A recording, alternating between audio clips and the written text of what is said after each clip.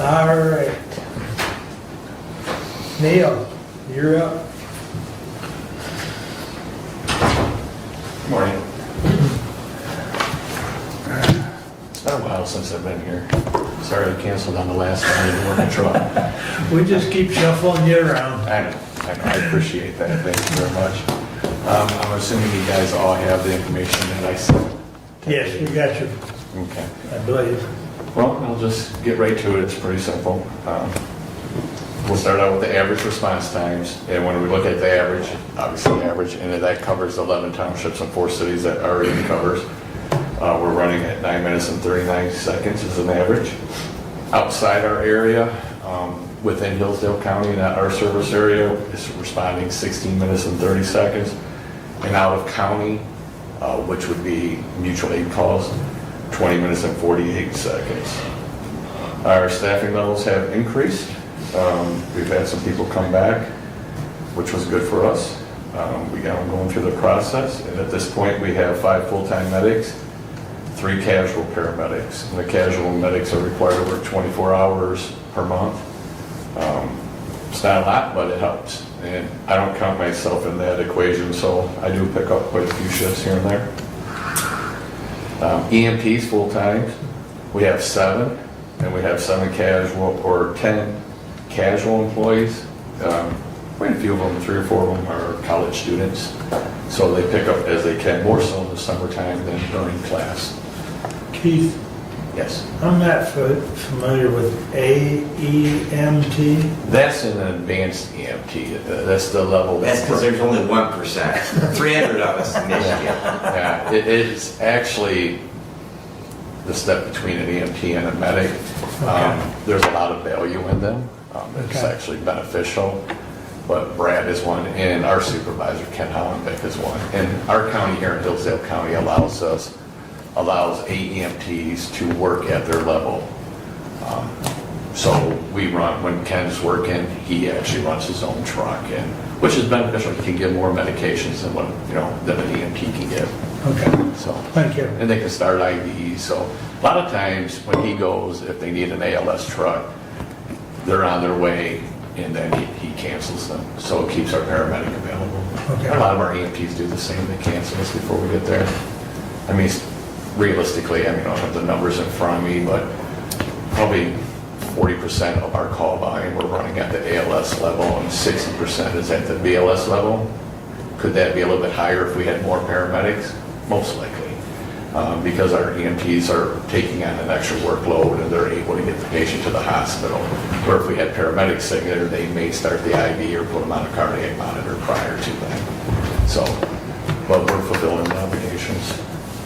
Thank you. You're welcome. The call volume comparison that I have here is from January 1st to June, which that's what all of this is, January 1st to June, except our staffing levels. You can see our emergency call volume is going up. We went up 55 calls in the last 6 months compared to last year. Our transfers have increased by 32 calls. Our refusals have increased by 39 calls.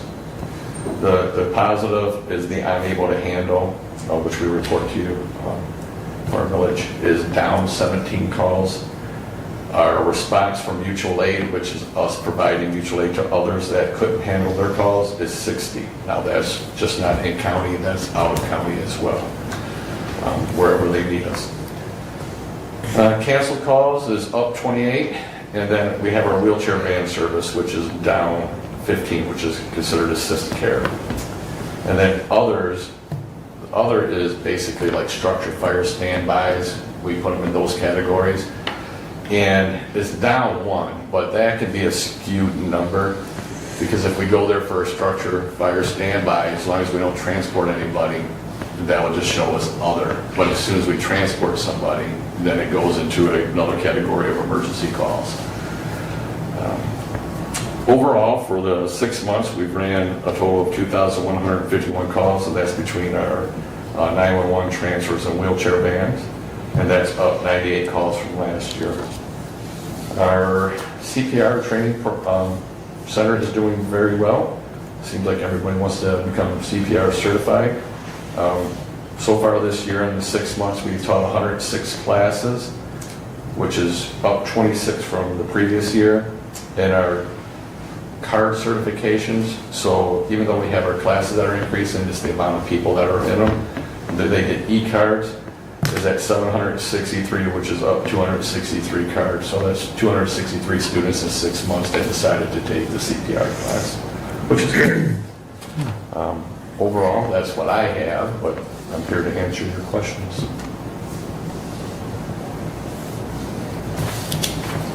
Go ahead, Doug. Keith, I appreciate, and I visited RU several weeks ago. I was doing a tour of the facility, and it was very informational, and I greatly appreciated to see some of the, aspects of the facility, where you store things and how you prep and so on for, each ambulance as it goes out. I went in the morning on a Sunday at 7 in the morning, and I was able to stay 3 hours. And I grew to appreciate greatly some of the role that your staff goes through in the waiting aspect. Now, I'm happy to say there were no service calls, and that's really a good thing. Okay, it's very difficult and challenging, both mentally and physically, in waiting for that call. And I commend your staff for being able to do that. Thank It you. was a very big challenge for me to sit there for 3 hours in a dark room, just waiting. Yeah, they said they woke up to a letter, you wrote Yeah. a note because they were had trying to go. rest. Yeah. Yeah, that staff crews there was our supervisor, Lynn, and Noah, which that's a 48-hour shift. So whenever there's downtime, they try to get their Yeah, downtime. absolutely, yeah. Keith, what's the updates on Station 1? You keep posting nice pictures of it. When you got your quarters there? Here's the update. We're waiting on an engineered site plan. We're at the final inspection, but there was no site plan given. And we got all of this way, and now we're waiting on an engineered structural site plan, and the building is complete. Midnair Construction is working on it. I'm not sure how we got to this point, since it's been approved all the way up to this point. So hopefully it gets done quicker. But we've been able to move our crews back in, so we're running out of that station now. Well, that's good, because having that station in the south part of the county does help with response time. So look forward to seeing the reporters down there. I know you've done a lot of work, spent a lot of money. They have a generator now. They do. They're good. They do. We have 2 stations with 2 generators. In Litchfield now, we started trying to update that as well. It's been years since these buildings been updated. And you don't want to spend a lot of money, but you want to spend enough to make it comfortable, and look nice in the community, You don't want an eyesore there for somebody's city or township or wherever we're residing, which is 3 cities, but you don't want an eyesore for people to look at. So, we do spend quite a bit, putting mulch down, out building, and we're tearing shrubs out. So do you have any people in medical school now or going to start this fall? Well, the last time I was here, I reported that we had 3 people that were in the EMS sponsorship that are sponsors. All 3 of them no longer work for us, recruited by other agencies. That's the downfall of when they go to them. These classes, these other bigger organizations are pretty much pulling your employee out from underneath you. So at that point, we have 1 that signed up again, and I hope he doesn't get recruited. The kicker is it's enticing for somebody new to go to a big company and make a lot more money, but just like our staff that we just got back, it's the same staff we had before. They get enticed, the carrots out there shaking in front of them, it's a little bit more money, a little bit whatever, but it's not the same. It's running in multiple counties. You're sitting in a truck for the whole day. It's status management, and you know what that's all about. We're focused on Hillsdale County. We're focused on Hillsdale Hospital. We only focus here. That's the role that we're doing. I don't worry about the other outside areas. They call, ask for transfers. We received a phone call yesterday. The board just trying to see if we'll take it. We don't do that. Our focus is here. So straightforward. There's a positive about working in this county, especially for our organization, not to say Hudson or Waldron doesn't have anything either, they got their perks. But I've worked at other agencies, from Northern Michigan, HVA, I've worked them all. Well, not all of them, but quite a few private ambulance services. And it's a good system. I think that also there, you talk about, larger ambulance providers, but, a lot of it, especially younger people, are seeing move over to those full-time fire jobs. There's a lot of agencies out there that are just constantly recruiting. And we all know that we don't have fire departments anymore. We have EMS agencies that sometimes go on fire calls. But if you have your medic in particular, or your medic school, they are hiring very aggressively, and they will see that once you get through medic school, that if you don't have fire academy, that you'll get through that on their dime. They'll pay you while you're going to fire academy, which is a real challenge here in Hillsdale County, because anyone who's in our county fire academy is there on their own time. They're not getting paid to be there, so it really is a big commitment with the amount of hours of education to get the fires to the house. But I think that that's something that we ignore.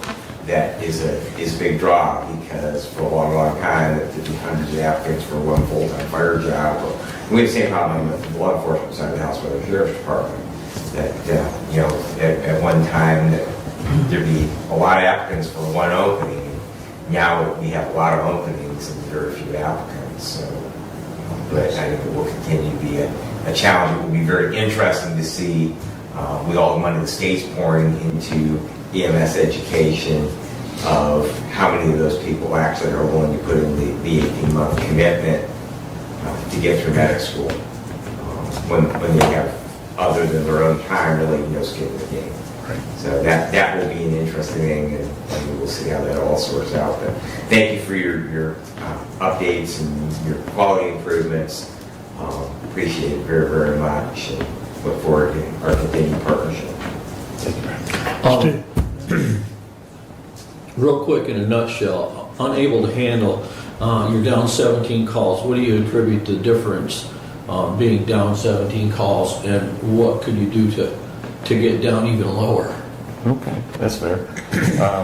We're down 17 calls, but a lot of our transfers, a lot of the agencies around here don't take hospital transfers. Unable to handle. Okay. This is contributing to it. Oh, okay. So when one of our ambulances takes a transfer, Right. they're 4 to 5 hours.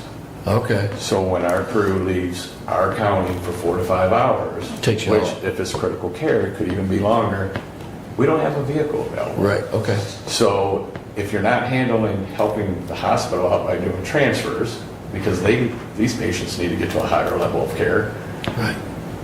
it takes us down. We have changed our policies with that aspect to where we will not send our last ambulance out. We did that a while back, over a year, almost 2 years ago. So we always keep an ambulance available for 911 calls, which is decreasing our unable to handles. The other contributing factor on the unable to handles is the amount of times that we're leaving the area. So every agency, just not in Hillsdale, but throughout Michigan, throughout the nation, they can't handle all the calls that they get. If they were scheduled every 2 hours, then people could handle the call volume. But when you take 5 911 calls at a time, or if there's some situation that you have to take staff transfers or whatever, it eliminates crews from your service area. Okay.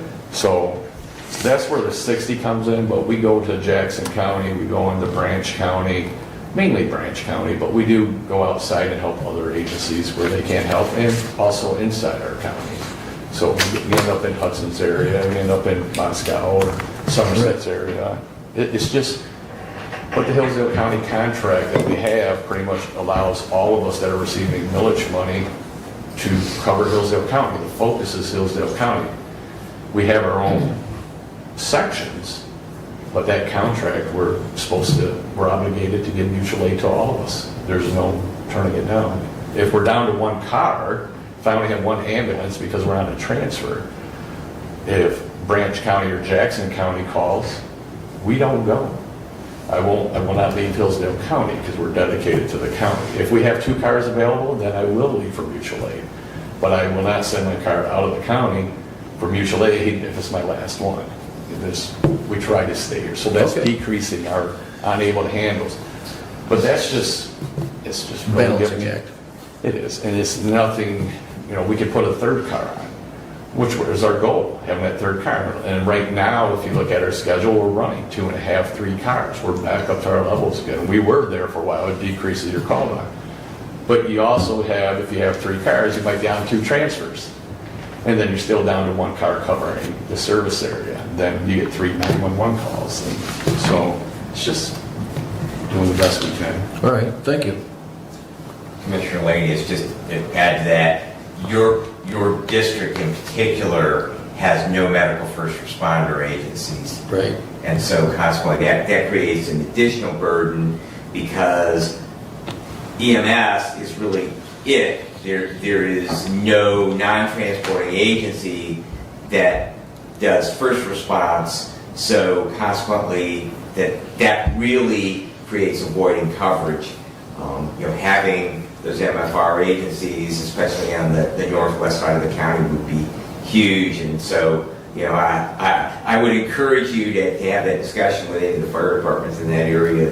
That would be a huge help if we could even add 1 agency over that way, because there's just basically, once you get north of the city of Reading, there's nothing. And until you get over to Moscow Township, there's nothing. And exactly what Brad's saying, if you look at our refusals, 315, a lot of stuff we do here in the county is lift assist. So if we go to, let's just say Hillsdale City, if we get dispatched to a lift assist, the city fire department goes, and we go. If they beat us there, they lift the patient up and they cancel us. If they know they can take care of it, they cancel us. That keeps an ALS ambulance available. If we go to anywhere that doesn't have a first response area, once we're there, we're there. I've been on lift assist for over a half an hour. Well, if there's 911s for cardiac arrest, chest pains, diff breathers, I'm committed at that point to sit there. So first responders play a good role in there, but we're here to help the community in whatever it takes. I don't rush out of houses once I'm there. We don't have priority dispatching in this county, so once our ambulance is dispatched to a lift assist, unless the crew speaks up or a dispatcher catches it, they continue us on that lift assist when we should have been diverted to another call. So there's a lot of moving parts in here that can cause an unable to handle. Okay, thank you. Excuse me. Go ahead. You just mentioned priority dispatch. It seems to me that priority does matter. And how is it that you don't follow that process? Well, the county doesn't have a priority dispatch system set up, our dispatch center. Director Whitaker is actually working on that process now. And that has to be something that comes from medical control as well. So we have our medical control physician and county medical control authority. They have to actually say that we are going to use a priority dispatch system. Right now, everything has the same priority, and it is up to the individual crew, both on the first responder side and on the transporting EMS side, whether they are going to run to that call, lights and sirens. Some agencies run lights and sirens to every call. Some agencies make the decision that they will limit them to possible stroke, difficulty in breathing, cardiac arrest. Those will be priority or lights and siren, and everything else that they will run normal traffic. But it really would be something that would have to come from the medical control director. Yeah, the dispatch center and Right. medical control has to approve it, but Director Whitaker is working on the process and hopefully changing it in the near future because it would be beneficial to the county. Priority dispatching is the best thing that we can do at this time. I mean, for example, like Commissioner Benzing saying, If we go to an area with a non-first responder, if it's a lift assist by the protocol, we should probably be responding lights and sirens for a lift assist, because there's no first responders. If we go to a Woodbridge County where there's first responders, technically they go emergent, we go non-emergent. But because we don't have priority dispatching, and I reported this back in 2022, we got with our legal and changed our whole policies, response policies, and we have a set standard from our lawyer on how we're going to drive to calls. And driving non-emergent is pretty much the safest way to go to these calls, and statistically, you're not saving much time by turning on the lights and sirens, and there's a lot of liability with potential accidents that come from turning on lights and sirens. But priority dispatching, if we went to that, and when we do, if they can ever get it done, we would change over to that county system, because that is the, in my opinion, the gold standard when they're telling you emergent or non-emergent, because their cards are identifying, should we go on lights and sirens or shouldn't we? So like lift assist, are you doing priority 3s, non-emergent. Lifeline alarm, priority 3, non-emergent. But hopefully, like Brad was saying, a lot of the fire departments will go lights and sirens to everything, which also frees us up when they get there, because they lift the patient up and clear us, which we can take the next call. My only follow-up comment would be that, you know, when minutes count, I would think a priority system matters, so I would encourage that program. Anything else, Dave? No, I'm good. Thank you. Any Thank you other very much. comments or questions for Keith? Thank you. All right, thanks for the update, Keith. Have a wonderful day. See you next quarter.